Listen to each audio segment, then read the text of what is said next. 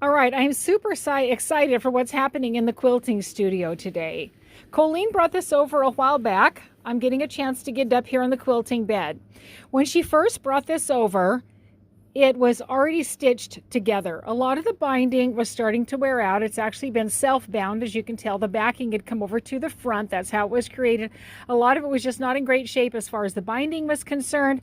The quilt had already been completely stitched together from many years ago. The stitching was very large, and a lot of the stitches had started to come loose just because the quilting wasn't great and the thread wasn't excellent.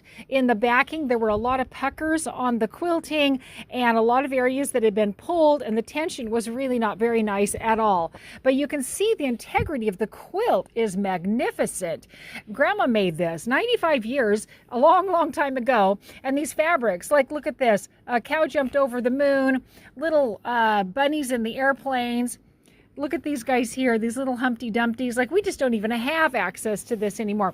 So the fabrics are very old, and the integrity of the quilt is amazing, front and back. Even the batting is in very decent shape, but the quilting itself was the problem. Now, she brought it over. It still had a fair amount of the quilting in it, even though a lot of it had popped and snapped.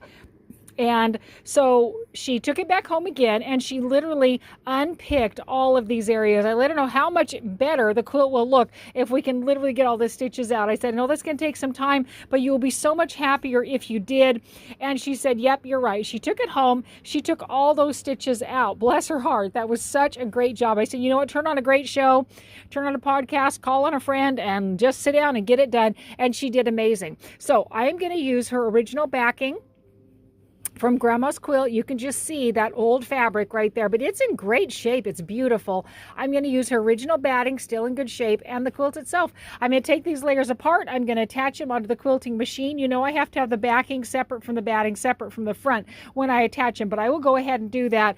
And we're going to do it in a light spearmint color of thread. I think it's going to be amazing. I'm just so excited. I'm so thrilled that we can take this old quilt that was not in great, the integrity of the thread was not great, but the quilt itself is amazing.